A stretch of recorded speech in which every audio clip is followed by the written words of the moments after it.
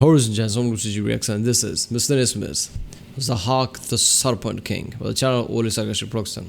Yes, this is the latest video, just a few hours ago. OSP uploaded. Whenever this new Miscellaneous Myths episode, it's like, yeah, it's gonna be awesome. Sometimes you read a myth or folk tale and it's surprises you how different it is from the narrative convention you're used to. And sometimes literally the exact opposite things happen. And it's incredible. So anyway, here's an evil snake emperor overthrown by a charismatic rebel leader and a lost true heir chosen one prophecy hero written 1,000 years ago. Yeah, okay. So obviously this has snake in it because somehow there is a real obsession throughout the world about all cultures where people see snake as really bad thing, and anybody who's portrayed as really bad has to have some kind of a snake thing associated with them. So I guess there you go, Serpent King. Remember, if you like my reaction, don't forget to like and subscribe. Check out the reaction. I did this link in the description with all of my videos. Check out the cast world playlist like only Sarcastic production reaction. I upload quite a few videos from this channel already. If you don't see them, check out the playlist. It's all there. Check out the playlist too, like interhistorian history with all historical videos. CGP Grey, Kazakhstan, Nutshell, Tier Zoo. Yeah, that's always fun. In real life, snakes are honestly fine. Little slithery, kinda hard to read, but broadly inoffensive. But there's something about them that just tickles the imagination, you know? You can't walk 5 feet these days without tripping over a mythological snake with crazy anomalous properties. Maybe they're the feathery forefather of humanity, or a many-colored harbinger of rain, or an eldritch abomination aiming to devour the sun, or any number of other slithery boys wending their coils through human mytho-history. Something about their sleek design just speaks to us, you know? But while mythical snakes— No, it's not that. I think, sometimes whenever some simplicity is frightening, it really captures our attention, right? So snakes are very simple. They don't have much of a feature. They're like a rope type thing. They're just snakes, right? They just slither on anywhere. They are really silent, can attack you, poison you, kill you. So they're really deadly. They can sneak up onto you, and they are very simple. They're rope type thing. So people are afraid of things. It's just how human psychology is. If something just terrifying, it's just walks, roars like a lion or something. So that's terrifying. We all know that's terrifying. But somehow our mind is like, yeah, it makes sense. Look at it. That's a lion. Look at their face. How all those muscles and the size and the roar. Of course, that thing can kill us. Something like snake, who's just not that big, but it's just small enough to slither on anywhere, could basically sneak up onto us, makes no sound most of the time, and can just kill us, is really terrifying. That's why I think snakes are everywhere basically.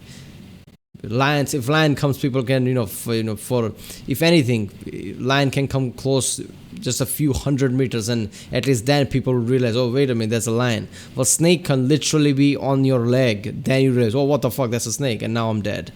So that's why snakes are, people really are afraid of snakes, and snakes are everywhere. Span the whole moral spectrum. If there's one title that just screams evil, it's Serpent King. Nobody good has ever held the title Serpent King, and if you want proof, let's go back about 1,000 years to the opening chapter of the famous Persian epic, the Shahnameh. Oh, this is Persian myth. I don't think I've reacted to Persian myth yet, so it's gonna be fun. Anybody whose name's Snake, Cobra, Viper, maybe there could be badass titles, but anybody who has the serpent with them, that usually is somehow bad and dark. Anybody who's bad has the word serpent associated with them.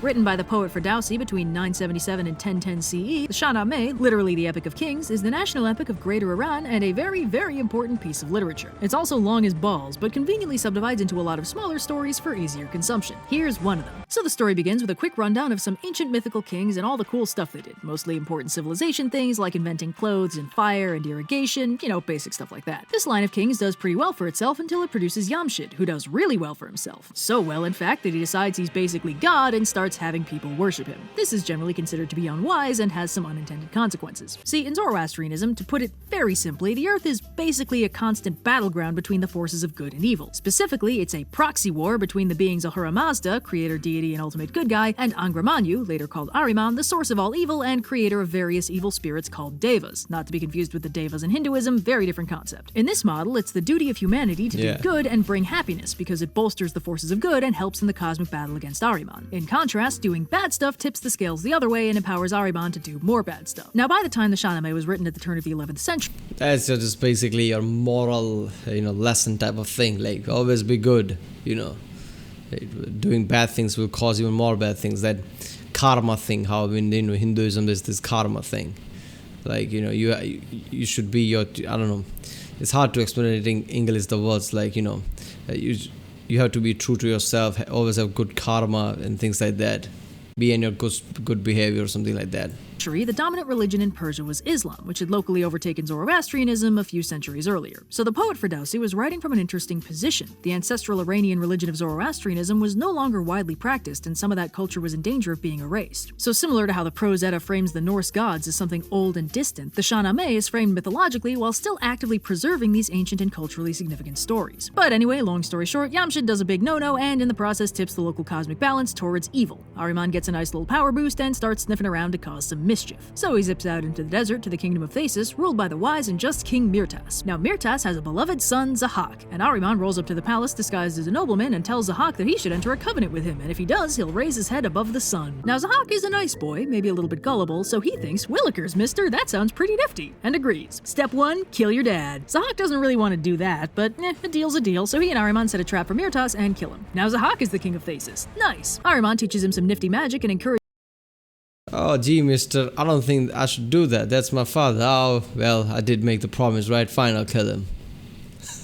him to be evil, but Zahak's not all bad. He's not a great king, but he's trying his best. So Ahriman changes tactics and zips around the back to change out his Groucho glasses and enters the palace in a different disguise, this time as a young man who offers to be a cook. Zahak doesn't see the harm in it and agrees, and Ahriman wastes no time in whipping up a meal fit for a king. Specifically, he changes the formerly vegetarian menu to include meat, and Zahak is so impressed by this dietary shift that he has the cook summoned before him so he can grant him a boon, and Ahriman asks only that he be allowed to kiss the king's shoulders. Well, we don't kink shame in this palace. Zahak agrees, and he probably shouldn't have, because after the deed is done, Ahriman is swallowed up by the earth and 2 venomous snakes sprout from Zahak's shoulders. Fun times. Well, Zahak obviously wants these snake shoulders out of his life, but they can't find any way to get rid of them. Enter Ahriman version 3, this time disguised as a learned scholar, who tells Zahak that the only way to tame a case of the old snake shoulders is to feed those bad boys human brains. Now obviously, having a king with snake shoulders who eats human brains is not so good for the kingdom. Word begins to spread about this absolutely terrifying snake king, which is actually good news for the people back in Persia who've been dealing with their own evil king for a good few centuries now.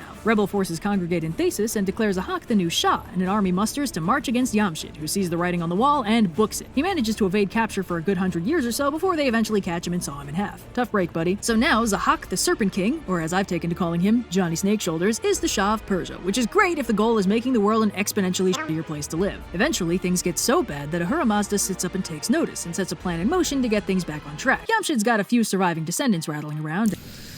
So basically, the evil deity went to a guy, duped him up lots of time, basically, and, trap him in a way that, he has to do bad stuff. So in the end, fuels the evil deity.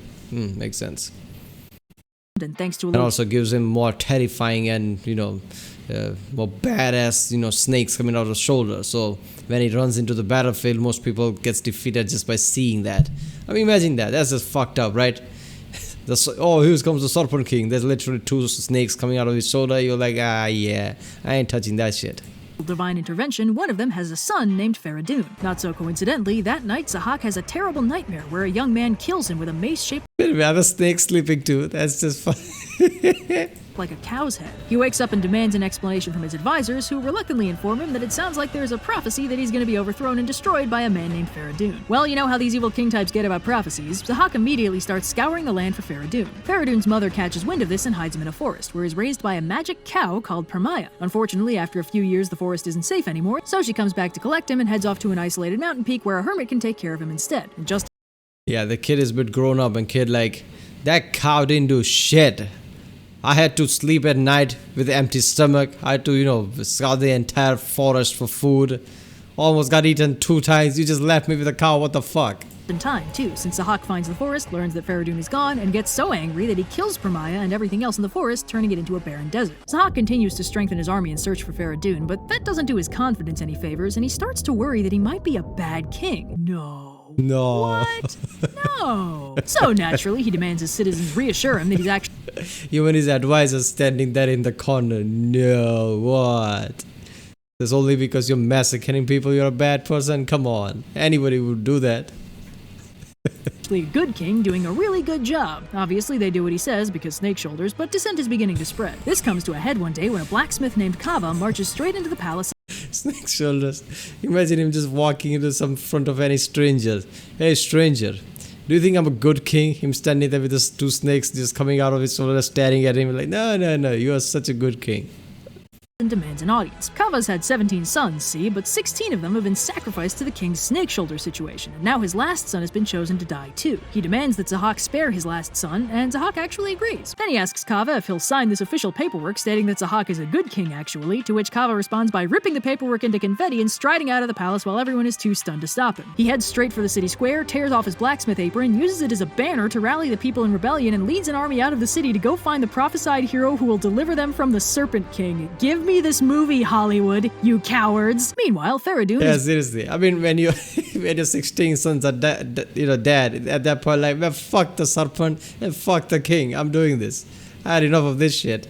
Yeah, the movie would be awesome. I've reacted to so many mythology videos from this channel already, and there's so many good options for movies, right? I mean, Hollywood is running out of options, what to make it, and they're always making remakes.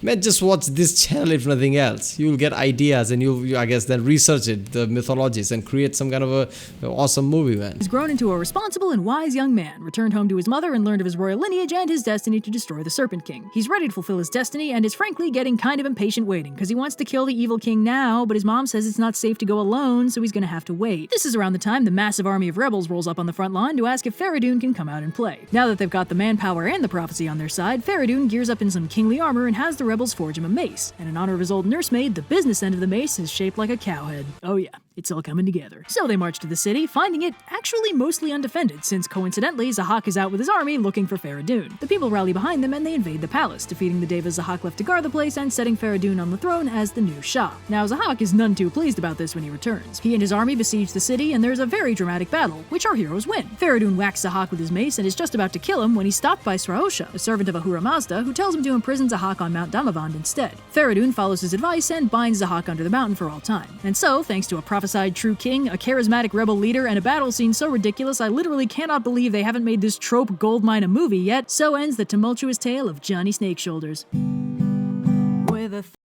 Moral of the story is, you can't change what's gonna happen, so it's pointless to even try. Just sit on a sofa and wait for somebody to come with a, cow's head club and hit you in the face. So there you go. This is an awesome story, man. This should be somewhat of a trope in, even games, TV shows, movies. There should be a movie about it. This is so good, man. The possibilities are endless. Damn.